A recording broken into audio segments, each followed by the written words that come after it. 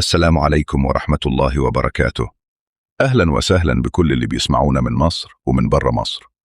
النهاردة هنمسك فكرة بتخوف الناس أول ما يسمعوها: الديون الخارجية. مجرد ما تسمع دولار أو يورو تحس إن في حجر مربوط في رقبة البلد، لأن العملة الأجنبية ما بتطبعش وسعر الصرف ما بيرحمش، وأي هبوط في قيمة الجنيه بيخلي الفاتورة بالجنيه تكبر فجأة. عشان كده ناس كتير بتقول: طيب خلاص، نستلف محلي بالجنيه، يبقى أأمن، يبقى مفيش خطر عملة. الكلام ده ساعات صحيح، لكن في خطر تاني أخطر وأهدى وما بيصرخش. الخطر ده اسمه فخ الدين المحلي.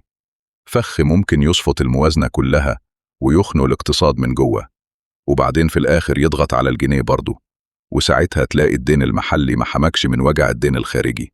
ده جرك ليه؟ خلينا نمشي خطوة خطوة وبهدوء وبأوضح لغة. أول حاجة لازم نفرق بين نوعين من الديون: الدين الخارجي، يعني الدولة عليها التزام بعملة أجنبية غالبا دولار أو يورو لجهات برا البلد، زي مؤسسات دولية أو حكومات أو مستثمرين دوليين. هنا الخطر الأساسي اسمه خطر سعر الصرف، يعني لو الجنيه نزل نفس مبلغ الدين بالدولار يبقى أثقل وأغلى لما تحسبه بالجنيه.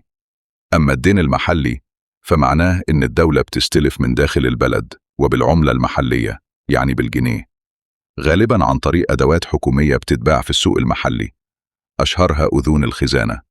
ودي أوراق دين قصيرة الأجل، مدتها غالباً من 3 شهور لسنة. وفي كمان سندات خزانة، ودي أطول أجلاً، ممكن تبقى لسنوات. وهنا الخطر مش خطر سعر الصرف بشكل مباشر، هنا الخطر اسمه خطر النظام الداخلي، يعني خطر على ماكينة البلد نفسها، على البنوك، على الائتمان، على الاستثمار، على الأسعار وعلى النمو. لأنك لو كسرت الماكينة من جوه الجنيه هيتأذى في الآخر برضه، حتى لو الدين كان بالجنيه.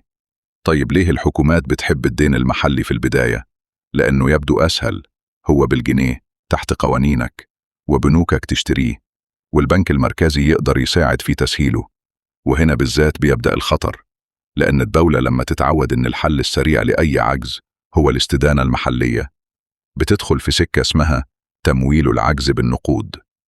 تعريف بسيط: تمويل العجز بالنقود يعني إن الدولة بشكل مباشر أو غير مباشر تخلي النظام المصرفي يمولها، ومع الوقت الضغط يزيد على البنك المركزي إنه يسهل التمويل، وأحياناً يتم خلق نقود جديدة أو توسيع السيولة عشان تدور عجلة الاقتراض. مش لازم يحصل ده بشكل معلن أو فج، لكن مجرد إن الدين المحلي يبقى هو الحل الدائم الضغط بيتراكم.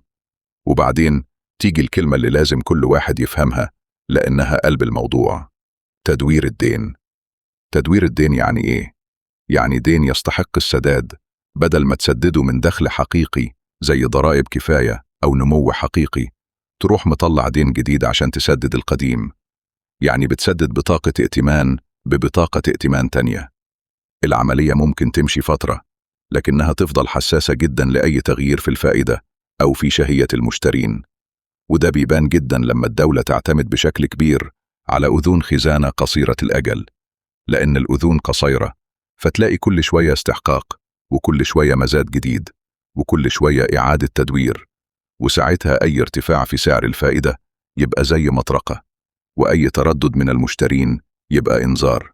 وهنا ندخل في النقطة اللي بتقلب الموازين في مصر تحديداً: مستوى العائد المحلي. في أواخر ديسمبر 2025 نتائج مزادات وزارة المالية أظهرت متوسطات عائد حوالين 25 إلى 26% على بعض آجال أذون الخزانة. الأرقام دي معناها إيه ببساطة؟ معناها إن خدمة الدين المحلي ممكن تبقى مكلفة جداً، مش لأنك بتستلف بالعملة الأجنبية، بل لأنك بتستلف بسعر عالي جدا بالعملة المحلية. وساعتها بيطلع لك لاعب خطير اسمه الأموال الساخنة. الأموال الساخنة تعرفها بسيط وواضح: هي أموال مستثمر أجنبي يدخل البلد مش عشان يبني مصنع ولا يفتح شركة ولا يشغل ناس، يدخل فقط عشان ياخد عائد مرتفع من أدوات الدين المحلية، وبعدين يخرج بسرعة لو حس إن المخاطر زادت أو لو لقى فرصة أحسن في مكان تاني. هي أموال سريعة الدخول وسريعة الخروج، عشان كده اسمها ساخنة. إزاي اللعبة دي بتشتغل؟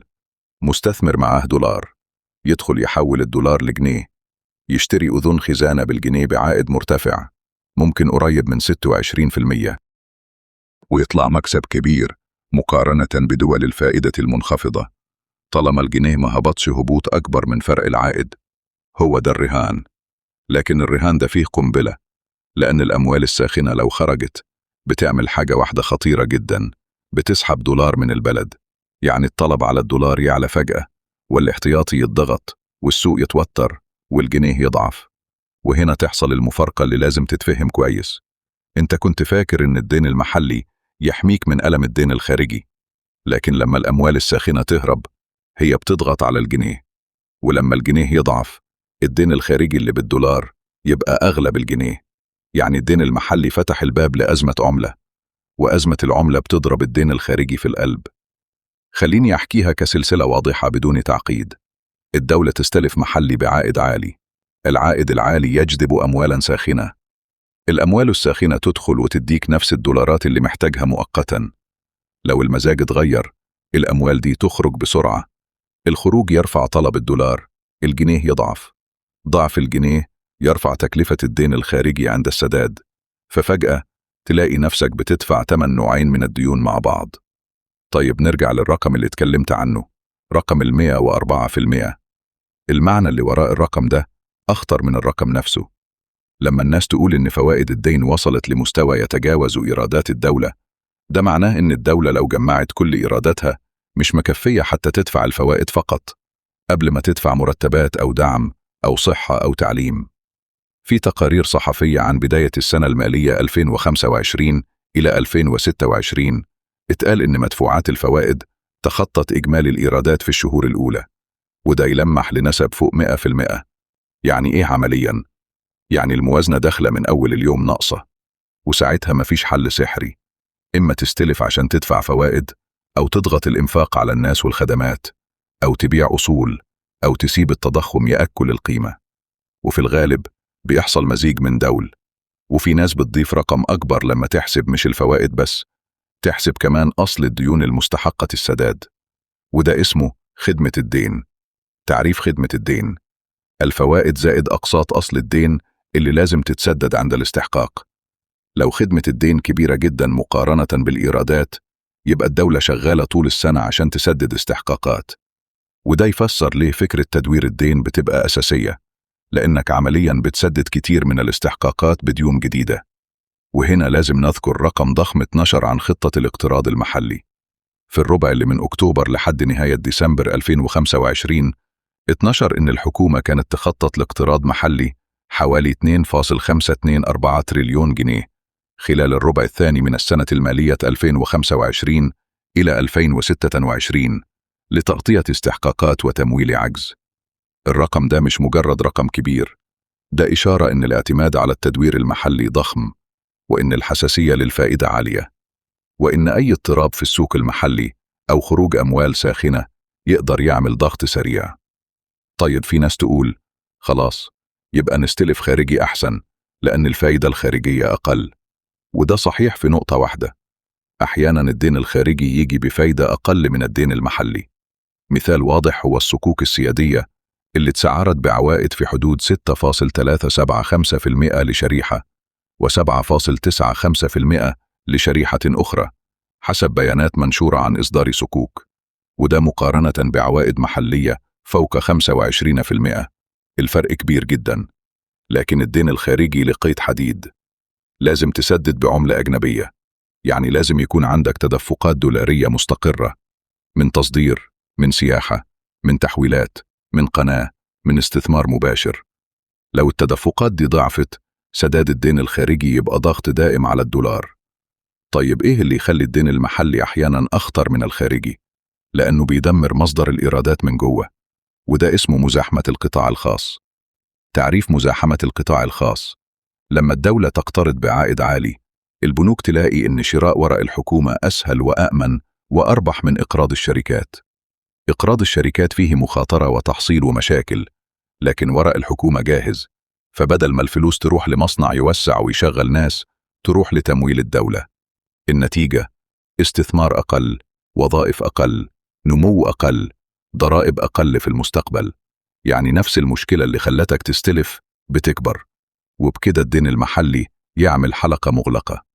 فائدة عالية تجذب فلوس لوراء الحكومة، وراء الحكومة يسحب السيولة من السوق الحقيقي، السوق الحقيقي يضعف، الإيرادات تنمو ببطء، العجز يفضل، فتستلف أكتر وتدور أكتر وتدفع فوائد أكتر وتبقى محاصر. والأموال الساخنة تزيد القصة حساسية، لأنها مش صبر ولا شراكة، هي صفقة فرق الفائدة. تعريف صفقة فرق الفائدة: مستثمر يستفيد من فرق كبير بين فائدة بلد وفائدة بلد تاني، بشرط إن العملة ما تنهارش عليه. الصفقة دي ممكن تتقفل في يوم واحد، وممكن تتحول من مكسب لمشكلة في ساعات. وبالتالي لما نقول الدين المحلي أخطر، إحنا مش بنقول إن الدين الخارجي آمن، ولا بنقول إن الدولار مش مشكلة. إحنا بنقول إن الدين المحلي قادر يخلق نفس أزمة العملة، لكن بعد ما يكون خنق الاقتصاد من جوه، يعني يعطيك أسوأ ما في العالمين: فوائد تلتهم الموازنة، وبعدها ضغط على الجنيه، وبعدها تضخم تكلفة الدين الخارجي. طيب، إيه اللي ينفع كخروج واقعي من الفخ ده؟ مفيش حل سحري، فيه مفاضلات صعبة، لكن فيه اتجاهات واضحة لو اتجمعت ممكن تخفف الخطر. أول اتجاه هو إطالة آجال الدين المحلي، يعني تقلل الاعتماد على أذون قصيرة جدا، لأن كل ما قصرت الآجال التدوير يبقى أسرع والصدمة تبقى أقوى. تاني اتجاه هو خفض التضخم بشكل حقيقي ومستدام، لأن التضخم هو اللي يخلي الفايدة عالية، ولو خفضت الفائدة بسرعة بدون ثقة الأموال الساخنة ممكن تخرج. ثالث اتجاه هو تحقيق فائض أولي. تعريف الفائض الأولي: إن إيرادات الدولة تكون أكبر من مصروفاتها قبل حساب فوائد الدين، يعني على الأقل الدولة مش بتضيف عجز جديد من التشغيل اليومي. الفوائد تفضل عبء، لكنك بتمنع كرة الثلج من إنها تكبر أسرع. رابع اتجاه هو تثبيت مصادر الدولار على المدى الطويل، مش بس تدفقات سريعة، بل مصادر تفضل موجودة عشان ما تبقاش كل مرة محتاج تبيع عائد عالي عشان تجيب دولار. خامس اتجاه هو إن الأموال الساخنة ما تبقاش عمود أساسي في تمويل الدولة، لأنها بطبيعتها مش بتبني بلد، هي بتشتري ورقة وتستنى عائد، ولو اتوترت تمشي.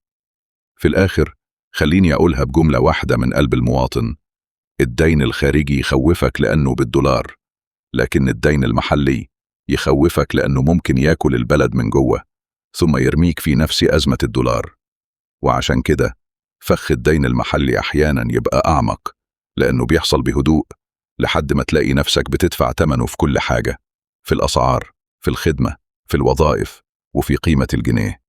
خلي عينك في الفترة الجاية على علامات بسيطة، لأنها بتكشف اتجاه الخطر: اتجاه عوائد أذون الخزانة في المزادات، اتجاه أخبار خروج أو دخول استثمارات المحافظ، وأخبار الدين وخدمة الدين في بداية السنة المالية. ولو لقينا الفايدة تفضل عالية والتدوير يفضل ضخم والأموال الساخنة تتحرك بعصبية، يبقى الحكاية مش مجرد أرقام على ورق، يبقى ده فخ بيتقفل سنة بعد سنة. ربنا يسترها علينا جميعا ونكمل قريب، لأن اللي جاي مش بس ديون، اللي جاي هو تأثير الديون على سعر الصرف وعلى الأسعار وعلى حياة الناس يوم بيوم.